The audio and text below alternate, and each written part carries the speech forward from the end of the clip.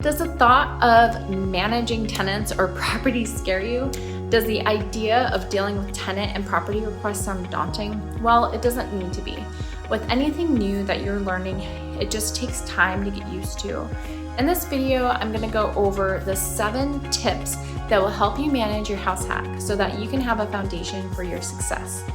If you don't know me yet, I'm Holly Broadley, a realtor, house hacker, and investor helping people buy, sell, and invest in the Pacific Northwest. Now, before I jump in, I want to remind you that when you choose to put on the investor hat, you are choosing to be a business owner. Treating your house hack like a business is my #1 tip for you. However, there is so much more to learn when it comes to running your business. But first, these 7 steps will help you lay the groundwork to expand on. Let's go ahead and jump in. Starting with tip #1, project management.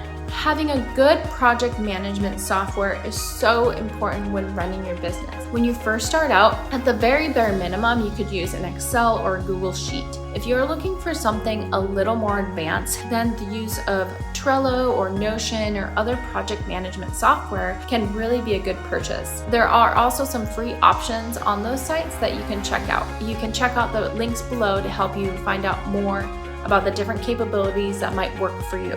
Tip #2, process and organization. As I mentioned earlier, you're running a business. When you house hack, adopting good discipline around your processes and organization will end up having with you being less stressed. When you organize, start separate email addresses, keep all of the emails and files in a separate file on cloud storage like Google Drive, Evernote, OneDrive, or Dropbox. Use finance software as well. I would also recommend Quicken or QuickBooks. This software will help to connect you to a separate bank account that you should have set up that you can run your business through. Yearly maintenance tracker can be kept on a Google Sheet or other file program. You also want to keep track of all tenant communication. If you have an in-person conversation with a tenant, follow up by email. Lastly, you can also set up tenant software to collect rent automatically and keeps track of maintenance. Some options that I have used before are apartments.com. #3, legal help and setting up your team. You don't want to be stuck if you end up being in a pinch. If there are other questions with property rights or anything else that you may need help with, reach out and I can give you a few recommendations.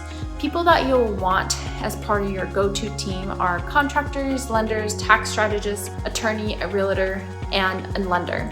An excellent resource for landlords is WLA, Washington Landlord Association. You can call them, you can get your tenant questions answered, talk about tenant laws. They have leases and other helpful resources for you to be successful as a landlord.